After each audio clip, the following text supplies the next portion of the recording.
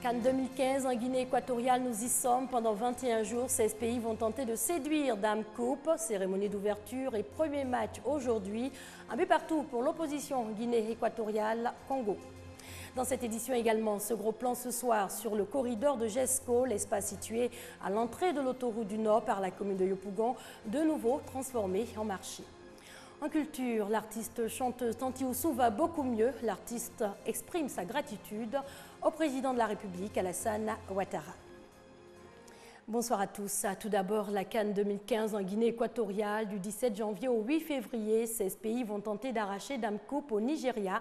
Le tenant du titre du reste absent à cette Coupe d'Afrique des Nations de football. Le coup d'envoi de la 30e édition a donc été donné aujourd'hui avec d'abord une cérémonie d'ouverture à 15 h GMT, suivie du match d'ouverture. La Guinée équatoriale, pays organisateur, était face au Congo.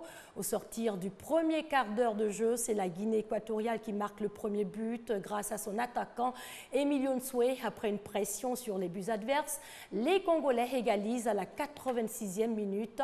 Un but partout alors pour l'opposition Guinée équatoriale Congo. Cannes 2015 en Guinée équatoriale, le pays pour rappel a accepté au pied levé d'organiser la Cannes en remplacement du Maroc qui a fait défection par crainte d'Ebola. La Guinée équatoriale n'est pas touchée par la fièvre Ebola, néanmoins pour éviter l'entrée du virus sur le territoire, un plan de riposte a été mis sur pied.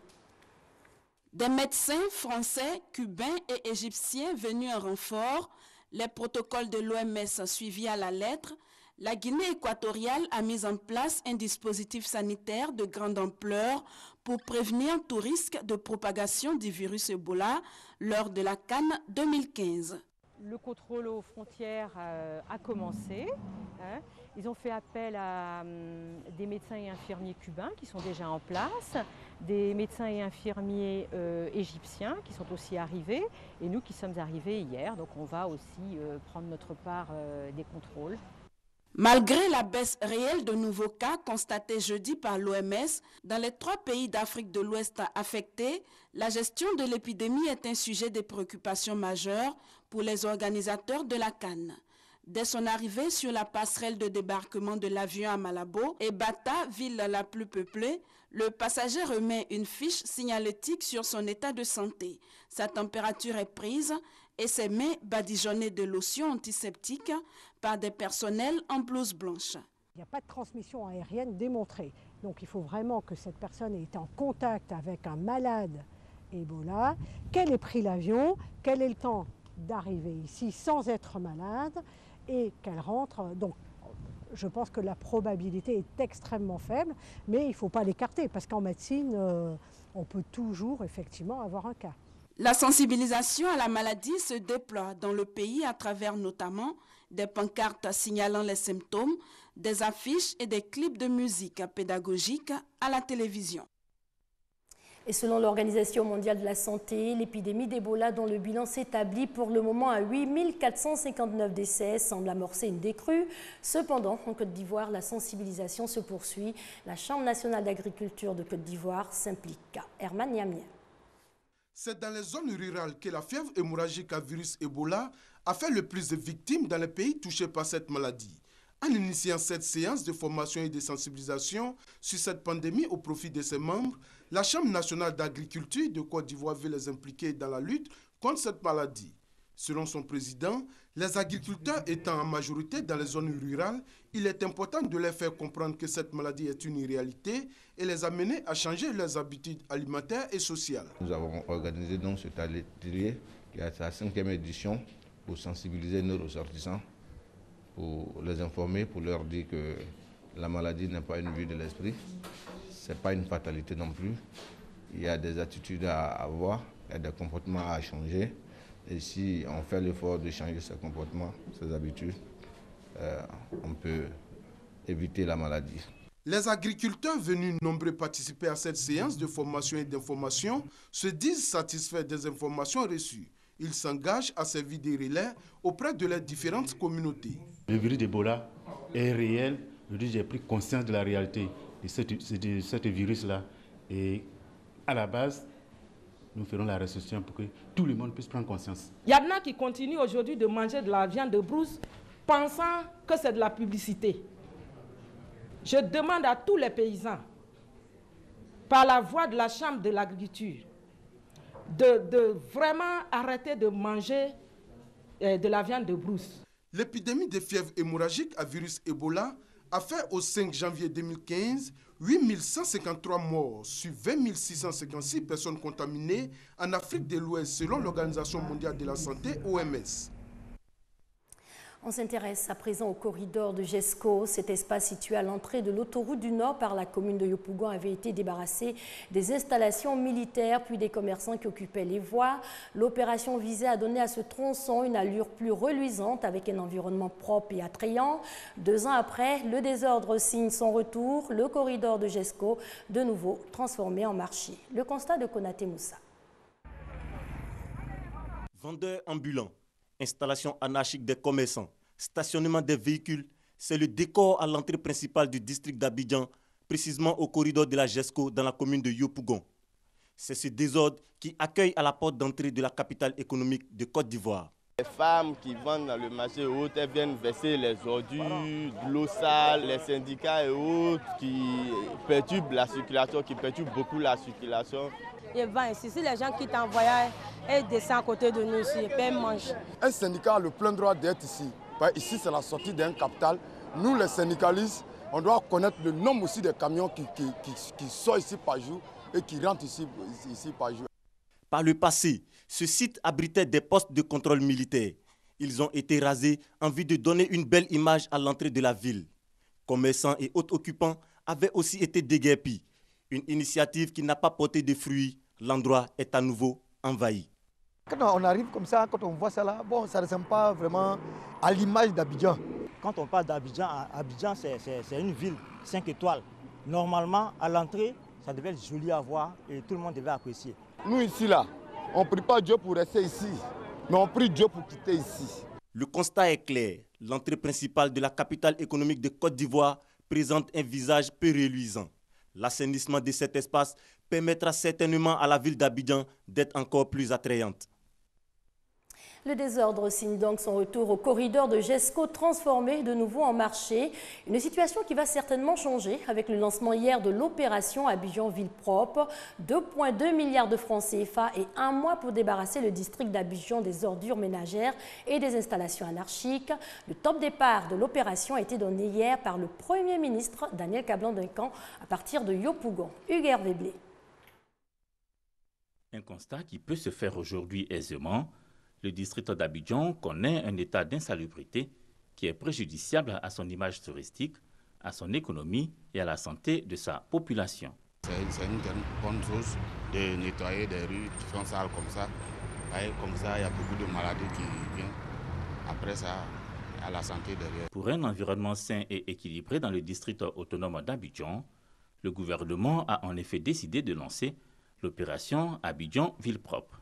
Le président de la République, Son Excellence Alassane Ouattara, a décidé de mettre immédiatement à la disposition du ministère de l'Environnement une somme de 2,2 milliards de francs CFA à l'effet de ramener en quelques semaines la salubrité du district autonome d'Abidjan à un niveau acceptable et satisfaisant.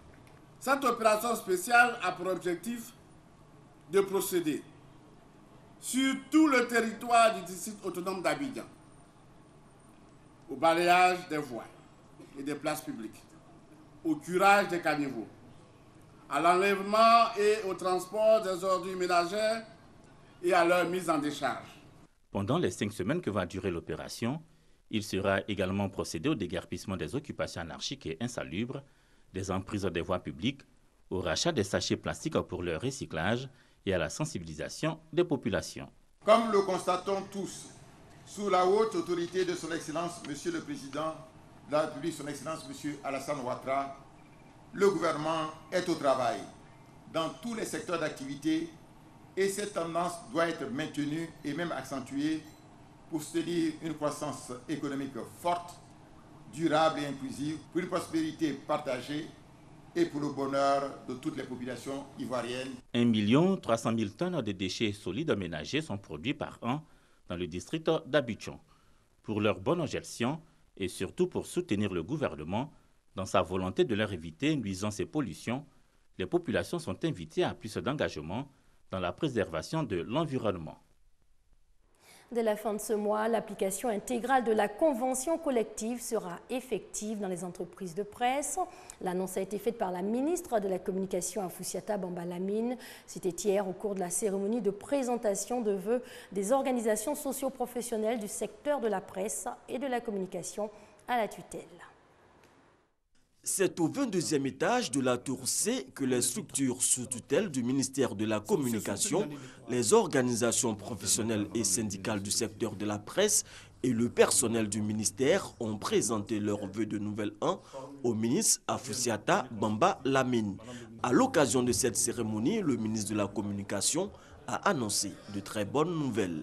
Je vous souhaite ainsi qu'à vos collaborateurs et familles une année 2015 émaillée de victoires éclatantes, de défis relevés et de paris gagnés. 2014 s'est écoulé avec son lot de chantiers achevés. Je mentionnerai la subvention de l'État à l'impression des journaux appliqués et revus à la hausse, qui doit être perçue par vous comme une contribution significative du gouvernement à la structuration économique du secteur de la presse. Elle doit permettre ainsi aux entreprises d'appliquer dans la sérénité la convention collective des journalistes et assimilés à compter de la fin de ce mois. Et je vous assure que j'y veillerai donc personnellement. Satisfaits de l'engagement pris par le ministre, les acteurs du secteur de la presse espèrent l'année 2015 encore plus fructueuse. Les journalistes ivoiriens, à travers leurs organisations professionnelles au nom desquelles j'interviens, saluent ces différentes avancées. Allons-nous avoir une moisson plus abondante en 2015 ? Le ministre Afoussiata Bamba Lamine rassure. Déjà, ce que je peux vous dire, c'est que j'ai mis tout en œuvre pour que la nouvelle mouture du régime juridique de la presse soit votée donc dans les meilleurs délais par le Parlement. À l'AIP, il a été procédé à l'installation de son conseil de gestion à laquelle s'ajoute l'abonnement groupé du gouvernement et d'autres institutions également, qui devrait permettre à ce média d'État d'accroître ses ressources. C'est le lieu de rassurer son personnel que des démarches sont entreprises pour le paiement effectif des primes. Il en est de même pour les agents du Conseil supérieur de la publicité. Les structures sous tutelle ont été félicitées pour les performances réalisées en 2014, notamment la radiodiffusion télévision ivoirienne. L'émission de divertissement Interville, et ça c'est pour le DG de la RTI, qui a connu un franc succès auprès du grand public, la rénovation du cadre de vie des travailleurs et le déploiement de RTI2 à Boaké et à Mans, sont les actions majeures à mettre à l'actif de la RTI et de son directeur général. Pour 2015, année électorale, le ministre de la Communication a invité la presse à plus de professionnalisme pour des élections apaisées en Côte d'Ivoire. L'artiste chanteuse Tanti Oussou va beaucoup mieux. Après plusieurs mois d'absence pour cause de maladie, elle signe son retour. Une conférence de presse avant tout pour exprimer sa reconnaissance et sa gratitude au président de la République Alassane Ouattara pour la prise en charge de ses soins médicaux.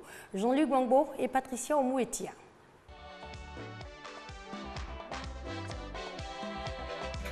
Elle avait disparu de la scène musicale depuis plusieurs mois. Tanti Oussou était malade. Elle avait presque perdu la vue. Aujourd'hui, l'ex-présidente du conseil d'administration du Burida est guérie. Mieux, elle revit grâce à l'aide du président de la République, Alassane Ouattara, qui a pris en charge ses soins médicaux. Un acte de générosité que Tanti Oussou clame haut et fort devant les journalistes. J'ai été aveugle. Pendant 2 ans, je suis restée enfermée dans la maison. Je vais prendre les Ivoiriens en témoin, c'est que le président Alassane a fait pour moi. Très vite, la conférence se transforme en un hommage à son bienfaiteur. Profondément ému, Tanti Oussou associe toute sa famille à cet acte de gratitude. Ce qu'il m'a fait, c'est plus que milliard. Il m'a sauvé la vie. Il m'a guéri. Je lui dis merci. Du fond du cœur. Ma famille lui dit merci, mes enfants lui disent merci. L'SPCA a choisi aussi ce moment pour lancer un appel à ses pairs exilés et solliciter au nom des quelques 4000 artistes de Côte d'Ivoire une audience auprès du chef de l'État. Ceci en vue de lui témoigner reconnaissance pour ses nombreuses actions sociales, mais aussi pour lui présenter les vœux du Nouvel An. Les artistes qui sont à l'extérieur, je leur demande de rentrer. Nous ne sommes pas politiciens, nous sommes des artistes. C'est au début des années 90 que Tanti Oussou se révèle au ménomane ivoirien, notamment avec son titre à succès, Aoublé.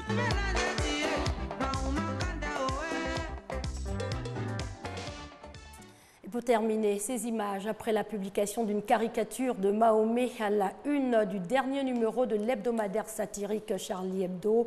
L'on assiste à des manifestations anti-Charlie Hebdo dans plusieurs pays, au Brésil, au Yémen et au Niger.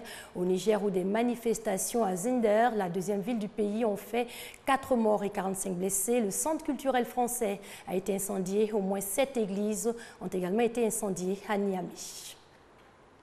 C'est la fin de cette édition. Excellente soirée sur les antennes de la RTI, la marque du service public.